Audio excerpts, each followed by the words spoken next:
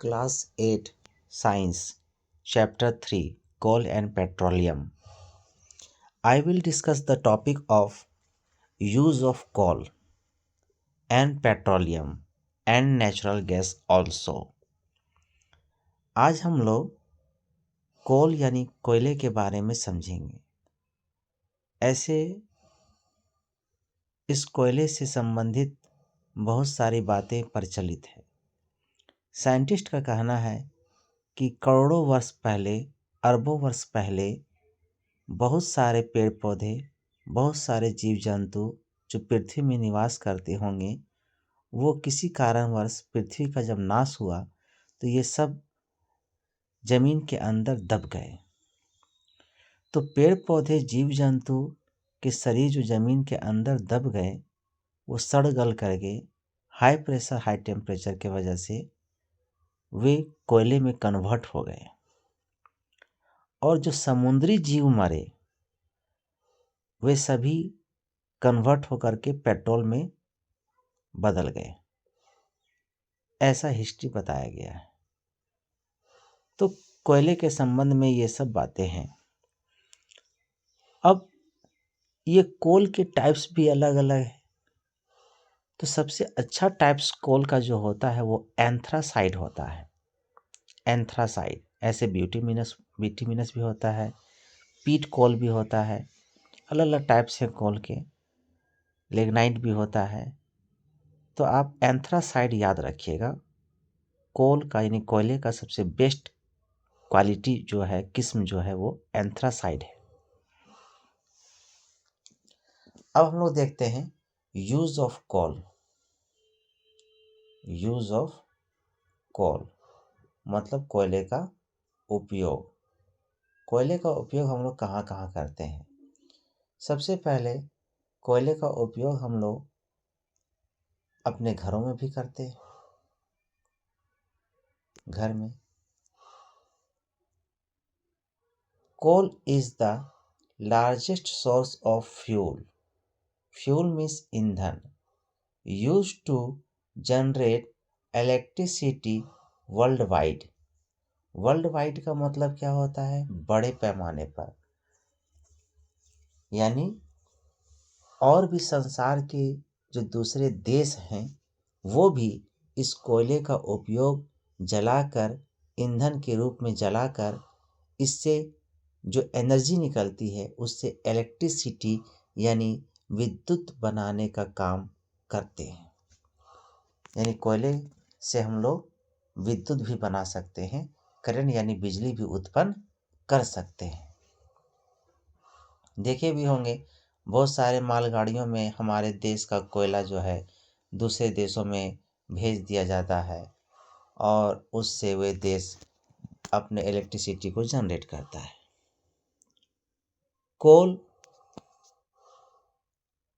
Coal is used in manufacturing industries for heat and power application.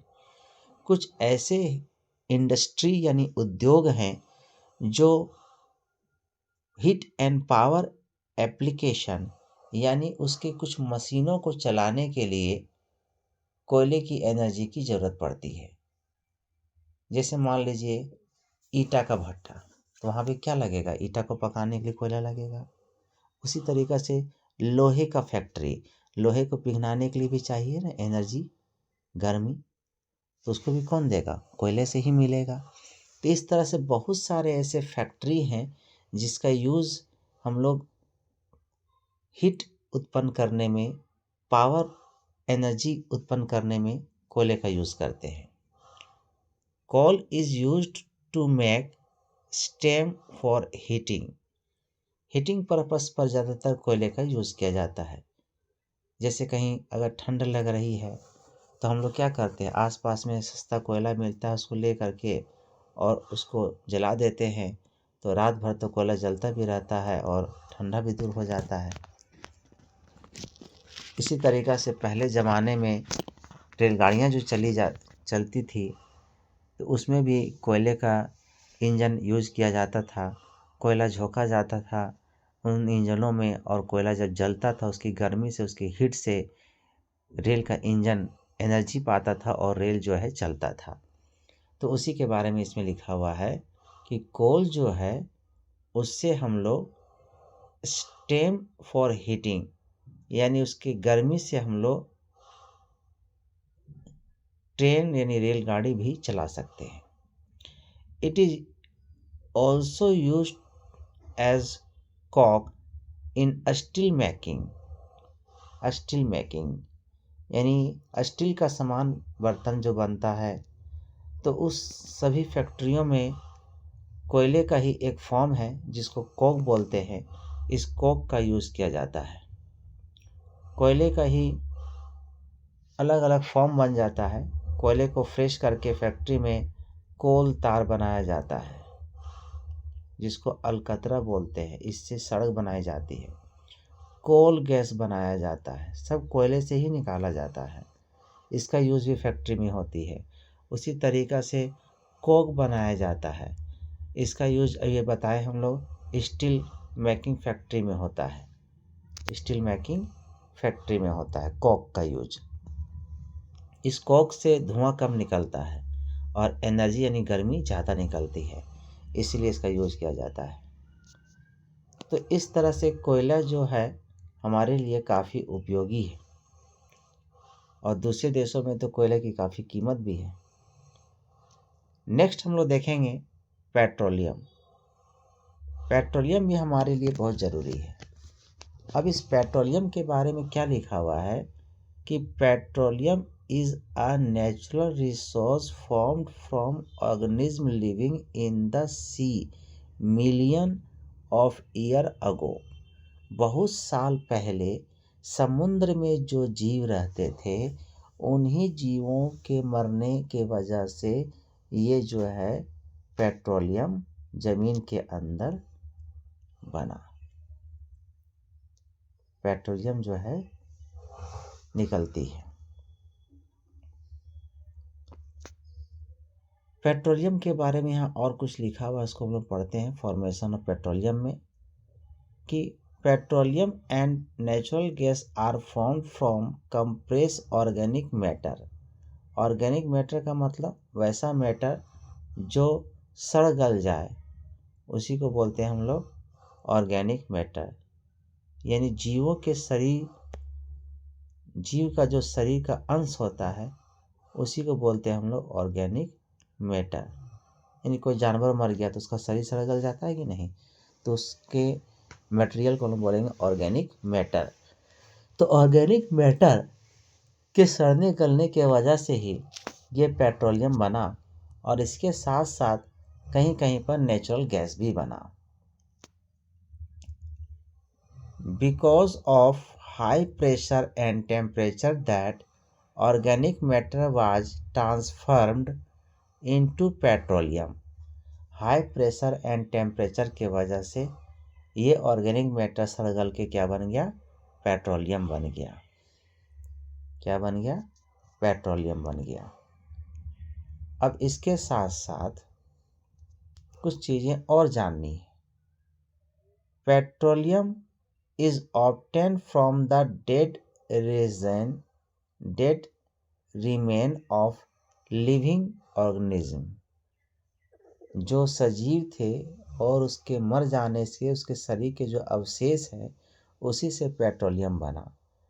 तो इस वजह से पेट्रोलियम को बोला जाता है फॉसिल फ्यूल। फॉसिल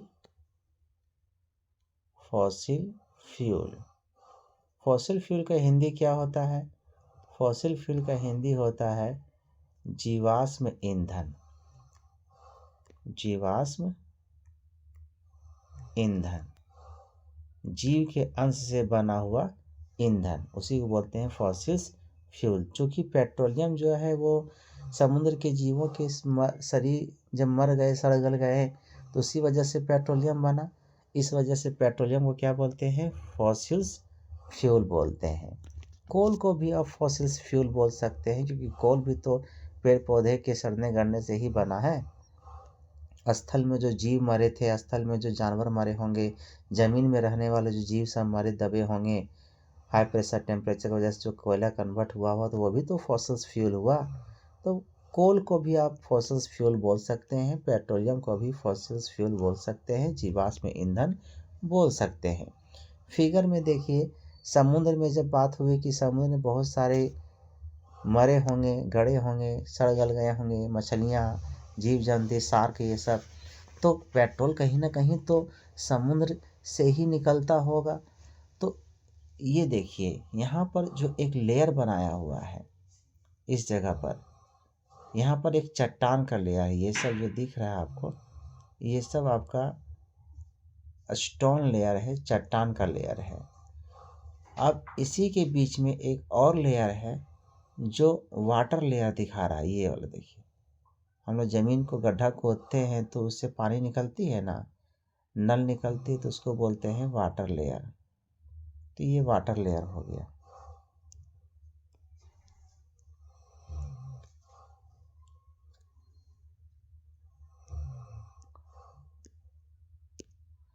ये है वाटर लेयर। यहाँ पर पानी है, यहाँ पर आप गड्ढा खोदिएगा तो क्या निकलेगा? पानी। फिर और अगर हम गड्ढे को खोदते हैं तो निकलता है ऑयल। अगर हम गड्ढे को ज़्यादा खोदते हैं तो फिर क्या निकलता है? ऑयल। देखिए यहाँ पर जो लेयर है किस चीज़ का लेयर है? ऑयल का लेयर है, यानी तेल का लेयर है। फिर पानी का लेयर आ जाता है, फिर चट्टान का लेयर आ जाता है। इस तरह का से पृथ्वी का अलग अलग क्या है? लेयर है। तो ये लेयर में क्या पाया गया? ऑयल। तो यहाँ तक हम लोग पाइप को क्या करेंगे? डालेंगे, और दो को पाइप डालते हैं, एक इधर से एक इधर से। यहाँ से हम लोग क्या करते हैं? प्रेशर डालते हैं, हवा का प्रेशर, हाई प्रेशर। तो जब प्रेशर जब डालते हैं तो यहाँ का जो तेल है उस तेल को इस पाइप में चढ़ाने का काम करता है। तो यहाँ से क्या निकलता है? तेल निकलता है। यहाँ से हम लोग क्या डालते हैं? प्रेशर, हवा। तो यहाँ से जब डालते हैं तो यहाँ से तेल क्या होगा? इस पाइप से बाहर निकल जाएगा, और इस पाइप को हम लोग फिर यहाँ पर टैंकर से जोड़ देते हैं, और तेल कहाँ जमा हो जाता है? टैंकर में जमा हो जाता है। तो इस तरीक़े से निकाला जाता है। कहाँ कहाँ निकलता है तेल? तो असम में निकलता है। हम लोग का पेट्रोल कहाँ से निकलता है? असम में भी मिलता है। उसी तरीक़ा से गुजरात में भी होता है तेल जो है। अब गुजरात में भी निकालते हुए देखे होंगे, गुजरात में भी तेल निकलता है। मुंबई हाई में निकलता है। ये सब क्या है? जगह का नाम है। ये सब क्या है? जगह का नाम है। Mumbai high, Mumbai high. इस जगह में भी पेट्रोल निकलता है, मुंबई हाई में भी निकलता है। आसाम में निकला, गुजरात में निकला, मुंबई हाई में निकला, ये सब में निकल रहा है पेट्रोल। तो पेट्रोल जो है वो हमारे लिए काफ़ी उपयोगी है। और ऐसा नहीं है कि पेट्रोल हम दूसरे देश से ख़रीद रहे हैं, सऊदी अरब से ख़रीद रहे हैं तो हमारे देश में नहीं निकल रहा है। हमारे देश में भी निकलता है, लेकिन थोड़ा कम क्वांटिटी में निकलता है। इसलिए हम लोग को ज़्यादा ज़रूरत है तो दूसरे देश से हम लोग पेट्रोल क्या करते हैं? ख़रीदते हैं, और इसी वजह से हमारे देश में पेट्रोल की कीमत बढ़ जाती है। तो इसके लिए हमें तेल का कुआं ढूंढना पड़ता है, और तेल का कुआं ढूंढ करके वहाँ पर दो पाइप लगा करके, और एक पाइप में प्रेशर हवा डाली जाती है, और इससे तेल दूसरे पाइप से फिर कहाँ निकलती है? बाहर निकलती है। तो इसको हम लोग बोलते हैं extraction of petroleum. Extraction of petroleum का मतलब पेट्रोलियम को बाहर निकालना। नेक्स्ट पेज जो होगी वह है पेट्रोलियम को रिफाइन करना। नेक्स्ट टॉपिक है refining the petroleum. Refining the petroleum मतलब पेट्रोलियम को क्या करना है? साफ करना है। रिफाइनिंग द पेट्रोलियम, पेट्रोलियम को क्या करना है? साफ करना है। तो कैसे साफ करेंगे, कैसे रिफाइन करेंगे पेट्रोलियम को? पेट्रोलियम को रिफाइन करने के लिए एक बनाया गया है मशीन, जिसमें पेट्रोल को क्या करते हैं? डाल देते हैं। जब पेट्रोल को डाल देते हैं तो काफ़ी हाई टेम्परेचर पर इस पेट्रोल को गर्म किया जाता है इस मशीन के ज़रिए। देखिए यहाँ से जो है ना पेट्रोल डाला जाता है इस जगह से, इसको क्रूड ऑयल लिखा हुआ है, क्रूड ऑयल। ये जो क्रूड ऑयल बोला जा रहा है, इसी क्रूड ऑयल को ही हम लोग बोल रहे हैं यहाँ पर पेट्रोलियम। क्या बोल रहे हैं हम लोग? पेट्रोलियम बोल रहे हैं, इसी क्रूड ऑयल को ही बोलते हैं हम लोग पेट्रोलियम। तो ये क्रूड ऑयल यानी पेट्रोलियम जो ज़मीन से हम लोग ऑयल वेल से यानी तेल के कुएं से निकाले थे, 2 पाइप डाले थे ना अभी, उसी से निकाले थे पेट्रोलियम, जिसको क्रूड ऑयल ही बोलते हैं। ये क्रूड ऑयल को इस टंकी में ले जाते हैं और इस टंकी में ले जाके क्या करते हैं, इसको काफ़ी हाई टेम्परेचर से गर्म करते हैं। काफ़ी हाई टेम्परेचर से इसको क्या करेंगे, गर्म करेंगे, हीट करेंगे। कितना, तो इसको 340 डिग्री सेल्सियस पर इसको हीट करेंगे, गर्म करेंगे। तो इससे निकलेगा बिटुमेन। क्या निकलेगा, बिटुमेन निकलेगा, बिटुमेन निकलेगा। और इस बिटुमेन का यूज़ हम लोग रोड बनाने में करते हैं। जो अलकतरा बोले थे कोल तार, उसी की जगह पर ये बिटुमेन भी काम आता है रोड बनाने में। जैसे हाईवे पे बनता है ना रोड, इस समय बनाने में काम आता है बिटुमेन, रोड बनाने में। यहाँ देखिए लिखा भी है रोड एंड रूफिंग, रोड बनाने में और छत को रिपेयर करने में, छत ढालने में भी इसका यूज हम लोग करते हैं। बिटुमेन का यूज़ करते हैं जो 340 डिग्री सेल्सियस पर निकलता है। इसके बाद है फॉइल ऑयल। फ्यूल ऑयल का मतलब, फ्यूल ऑयल का मतलब होता है कि ऐसा तेल जिसका यूज़ हम लोग ईंधन के रूप में करते हैं, जिसका यूज़ हम लोग ईंधन के रूप में करते हैं। जैसे कि आपको पानी वाला जहाज़ चलाना है, या फिर आपको पानी वाला जहाज़ को छोड़ करके मान लीजिए कि आपको और भी कुछ मशीन हैवी चलानी, जैसे कोई फैक्ट्री में मशीन चलानी है, काफ़ी हैवी बड़ी मशीन सब होती है, तो ये सब के लिए आपको चाहिए एक काफ़ी मजबूत ईंधन, फ्यूल। तो उसी को बोलते हैं फ्यूल ऑयल, जो इस पेट्रोलियम से निकलने वाला एक पदार्थ है। इसका यूज हम लोग शिप यानी पानी वाले जहाज़ को चलाने में भी काम आता है, या फिर कोई बड़े बड़े फैक्ट्रियों में जो मशीन है उसको भी एनर्जी देने में ये काम आता है। नेक्स्ट निकलता है लुब्रिकेंटिंग ऑयल। लुब्रिकेंटिंग ऑयल, लुब्रिकेंटिंग ऑयल जैसे एक तरह से मोबिल देखे होंगे, ग्रीस देखे होंगे, मोबिल ग्रीस, ग्रीस लोहे के दरवाजे में भी लगा दिया जाता है, जिससे कि वो उसमें जंग भी नहीं लगता है और वो इजीली बंद भी हो जाती है। मोबिल भी बनाई जाती है, ग्रीस बनाई जाती है, ये सब जो कहलाता है ना, एक तरह का लुब्रिकेंटिंग ऑयल कहलाता है। यही लुब्रिकेंटिंग ऑयल इस पेट्रोलियम को ही फ्रेश करके रिफाइन करके ही निकाली जाती है। अलग अलग टेम्परेचर पर इसको गर्म किया जाता है, ठीक है। जैसे आप मान लीजिए कि वाटर है और कोई साल्ट है, तो वाटर और साल्ट को आप क्या किए, मिक्स कर दिए। जब वाटर और साल्ट को मिक्स कर देते हैं तो वो बन जाता है नमकीन पानी यानी सॉल्टी वाटर। तो अब इसको 100 डिग्री सेल्सियस पे जब गर्म करते हैं ना, हीट करते हैं, तो इससे वाटर जो है वो भाप बन के क्या हो जाएगा, उड़ने लगेगा। इसको अगर आप इसको हीट करते हैं, यहाँ से गर्म करते हैं, तो इसमें जो नमकीन पानी रखे थे, इसमें भाप बन करके वाटर क्या हो जाएगा, उड़ने लगेगा। क्योंकि 100 डिग्री सेल्सियस पर पानी खौलती है, भाप बनती है। तो इसको अगर आप 100 डिग्री सेल्सियस पर ही टेम्परेचर को फिक्स करके रखते हैं ना, तो ये भाप बन के पानी क्या होगी, उड़ जाएगी। और इसकी पेंदी में जो बचेगी वो क्या कहलाएगा, साल्ट कहलाएगा, नमक कहलाएगा।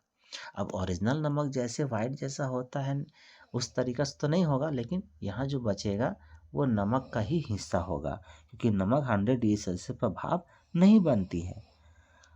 तो सिर्फ पानी उड़ा तो क्या बच गया, नमक बच गया। तो उसी तरीक़ा से अलग अलग टेम्परेचर पे जब पेट्रोलियम को यानी क्रूड ऑयल को गर्म करते हैं तो अलग अलग मटेरियल निकलता है। 340 पर क्या निकलता है, बिटुमेन, जिससे रोड बनाने का काम करते हैं।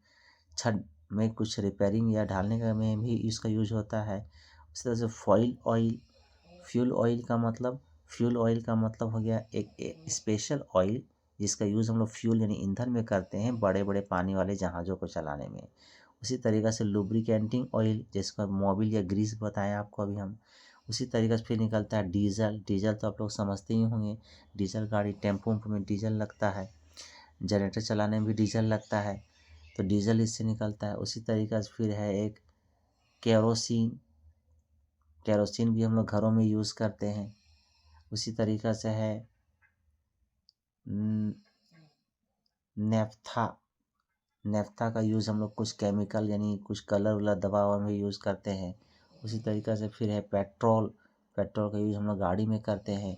और लास्ट में जो बचता है, जो 20 डिग्री सेल्सियस पर जब इसको गर्म करते हैं तो निकलता है रिफिनरी गैस, रिफिनरी गैस। इसी से बनता है LPG gas, liquefied petroleum gas, liquefied petroleum gas.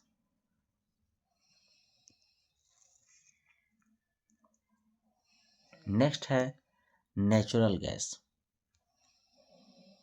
जो पेट्रोलियम बना उसी के साथ साथ कहीं कहीं पर नेचुरल गैस भी बना, तो नेचुरल गैस भी कहलाया fossils fuel. Natural gas is another fossils fuel like coal and petroleum.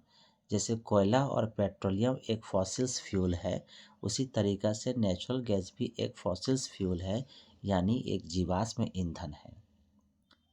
It is a colourless, चूँकि ये गैस है तो ये कलरलेस है। एंड ऑर्डरलेस, इसमें कोई गंध नहीं होता है। ऑर्डर का मतलब क्या होता है? गंध। ऑर्डरलेस का मतलब इसमें कोई गंध नहीं है, ये गंधहीन है।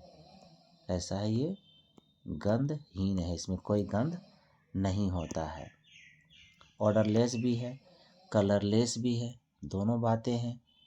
इसके साथ साथ is made up of many gases. इस नेचुरल गैस में भी बहुत तरह की गैसें मिली होती है। स्पेशली इसमें क्या होता है, ऑन विच मीथेन, स्पेशली इसमें क्या होता है, मीथेन होता है। मीथेन क्या है, एक गैस का नाम है। आप लोग 10 क्लास जब जाइएगा तब इस मीथेन के बारे में पढ़िएगा। और ये मीथेन का फॉर्मूला होता है CH4, CH4, यही मीथेन है। ये गैस नेचुरल गैस में ज़्यादातर पाई जाती है। इसके अलावा भी कुछ और गैसें हैं जो इसमें मिली होती है। जैसे एक गैस और होती है जिसको बोलते हैं प्रोपेन। उसको क्या बोलते हैं? प्रोपेन। तो प्रोपेन, प्रोपेन का फॉर्मूला होता है C3H8।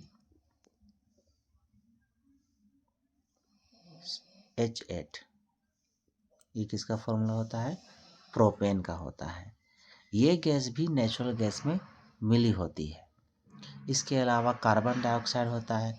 कार्बन डाइऑक्साइड का फॉर्मूला क्या होता है? CO2। ये गैस भी मिली होती है। उसी तरीक़े से नाइट्रोजन गैस भी मिला होता है। नाइट्रोजन गैस का फॉर्मूला क्या होता है? N2। N2 मतलब नाइट्रोजन गैस, ये भी मिला होता है। उसी तरीक़े से कुछ और गैस भी मिली होती है, जैसे हाइड्रोजन सल्फाइड, हाइड्रोजन सल्फाइड, ये गैस भी मिली होती है। तो एक हो गया मीथेन, एक हो गया propane. Methane, propane, carbon dioxide, nitrogen और हाइड्रोजन सल्फाइड। इस तरह से बहुत सारे गैसें हैं जो इस नेचुरल गैस में मिक्स होती है, मिली होती है। जैसे हवा भी है ना, गैसों का मिक्सर। हवा में भी बहुत सारा गैस मिला होता है, लेकिन उसको तो एयर बोलते हैं हम लोग। उसी तरीक़ा से नेचुरल गैस में भी बहुत सारे गैस मिले होते हैं। अब यही सारी गैसों का नाम जो है यहाँ लिखा हुआ है, जो गैस के बारे में भी हम लोग बताएं आपको। तो कौन कौन सा गैस है, तो देखिए पढ़ते हैं। मीथेन, ये गैस यहाँ मीथेन मिला। इसी तरीक़े से देखिए लिखा हुआ प्रोपेन, एक गैस देखिए प्रोपेन यहाँ मिला।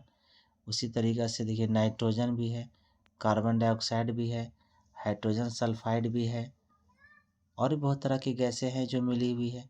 अब ये इंडिया में नेचुरल गैस कहाँ कहाँ मिलता है, तो इंडिया में नेचुरल गैस मिलता है त्रिपुरा में, त्रिपुरा की राजधानी अगरतला।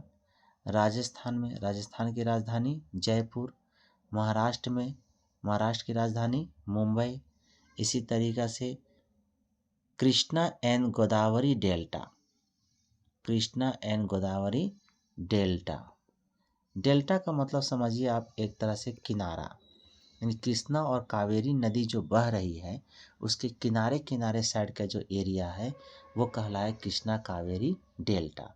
तो उसके किनारे किनारे एरिया में भी ये नेचुरल गैस पाई जाती है, त्रिपुरा में, राजस्थान में, महाराष्ट्र में और कृष्णा कावेरी के डेल्टा में।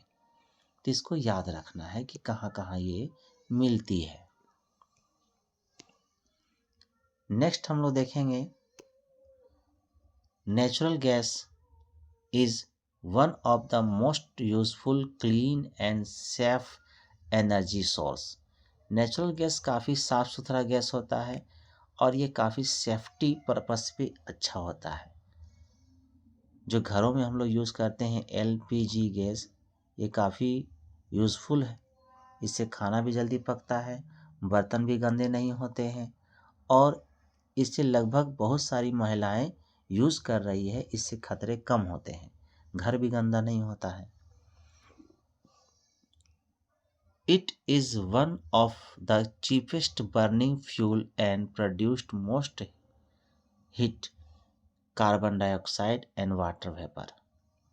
ये चीपेस्ट है एंड क्लीनेस्ट है, साफ़ सुथरा गैस भी है और लगभग सस्ता भी मिल ही जाता है।